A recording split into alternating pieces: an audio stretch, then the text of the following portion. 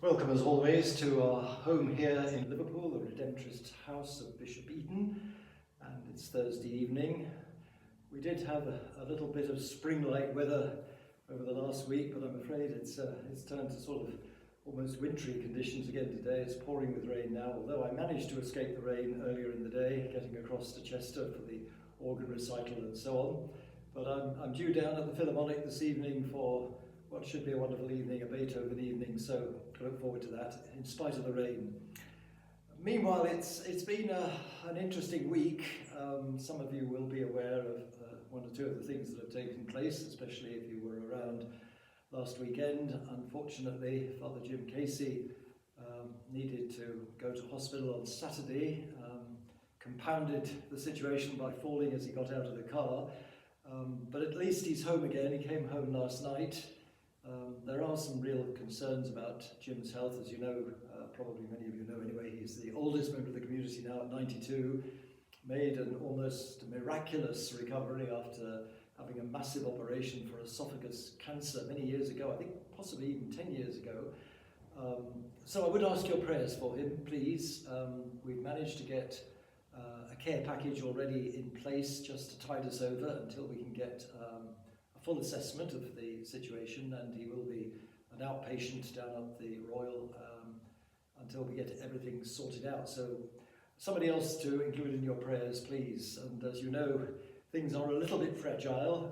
In actual fact, we now have 5 of the 9 members of the community receiving care from this wonderful group, Different Care. I've often said that really Emma and this team from Different Care transformed my life and the life of this community in the wake of the COVID drama a few years ago, as some of the priests were being returned to the community, having been rehabilitated after being in hospital. We got the care package sorted, and it's been the case ever since. So in actual fact, Father Jim Casey is now the 11th Redemptorist to come under Different Care. So Emma, let me say again, thank you very much for the fantastic care your team give us.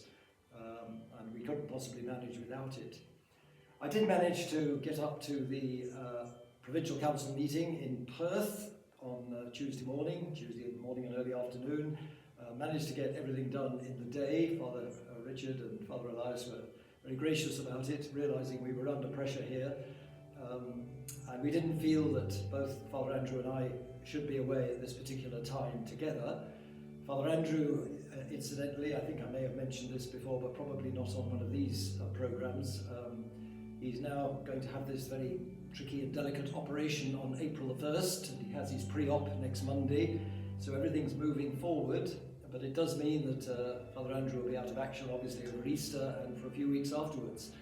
So again, it's a little bit fragile, and we do ask your prayers that the Lord will sustain us and help us to cope. But we have a wonderful team of people in the parish and in the house supporting us, and I thank God for that and for them constantly.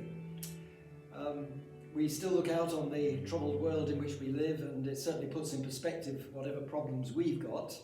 So once again, I join men and women of goodwill of all faiths all around the world, praying that this horrendous carnage will stop, and that somehow, as Pope Leo keeps pleading, we will find another way of dealing with our differences. There's no question but what the Lord would want of us, and we simply continue to remember that challenge of the New Testament, that we never give up on praying for what is right and praying for peace.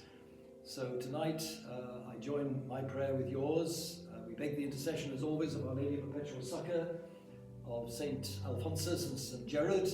Had a chance to launch our St. Gerard project. Remember, the 25th of April is the big day we're having here in Bishop Eton to mark the 300th anniversary of his birth in that month.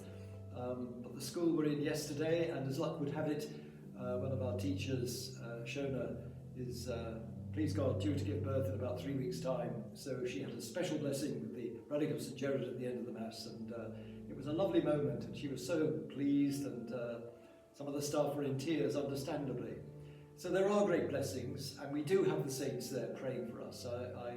Somebody came to me just the other day when we were talking about St. Gerard, proclaiming that we were having this special celebration, And she just mentioned to me that a couple of years ago I'd given her a medal, a blessed medal of St. Gerard to give, I can't remember now whether it was her daughter, certainly I think a family member, who was struggling to have a child.